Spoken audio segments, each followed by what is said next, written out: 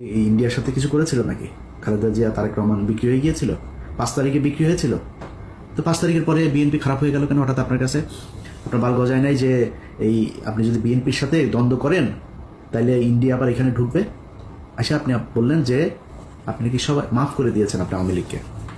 চাচা সমস্যা কি? ভিডিও টিডিও আছে নাকি?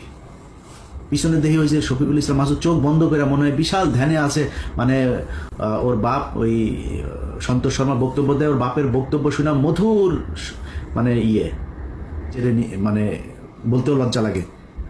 আমি পিনাকি আর কনক সারোয়ার 2-4 জন আরও আছেন, এদের বাইরে আর কারোর তো আমি দেখি না যারা কিনা ইন্ডিয়ার ব্যাপারে একদম জিরো টলারেন্স নিয়ে তারপরে কোনো কথা বলছে বা কোনো কাজ করছে। বাংলাদেশ জামাত ইসলামী আজকের মূল ভিডিওটা মূলত তাদেরকে নিয়েই যারা পূর্ব পাকিস্তান থেকে বাংলাদেশ হোক সেটা চায় নাই। মূলত তারা এই দেশে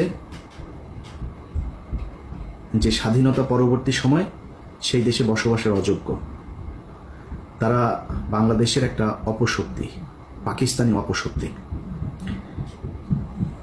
তাদের এই দেশে না রাজনীতি তো পরের কথা, ওই নামে এবং ওই ব্যক্তিরা এই দেশের নাগরিকত্ব পাওয়ার তাদের আমি মনে করি মরণোত্তর নাগরিকত্ব বাতিল করা উচিত। তারা এই দেশে স্বাধীনতা চায় নাই।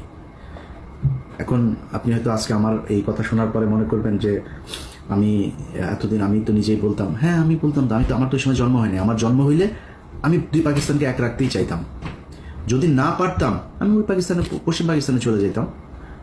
আপনি পশ্চিম পাকিস্তানের পক্ষ হয়ে যুদ্ধ করলেন, পূর্ব পাকিস্তান স্বাধীন হয়ে গেল, আপনি আবার পূর্ব পাকিস্তানে থাকার জন্য আপনার এত খায়েশ কেন? আবার পূর্ব পাকিস্তানে আপনি রাজনীতি করবেন, সেই দলই রাজনীতি করবেন, এত ঘাটতেরামো কেন? আপনাদের এই ঘাটতেরামোর কারণে আজকের এই বাংলাদেশে অসংখ্য মানুষ গুম হয়, খুন হয়, ধর্ষিত হয়, ধর্ম পালনের সমস্যা হয়, ইসলাম পালনের সমস্যা হয়, এই দেশের দাড়ি টুপি রাখতে সমস্যা হয়।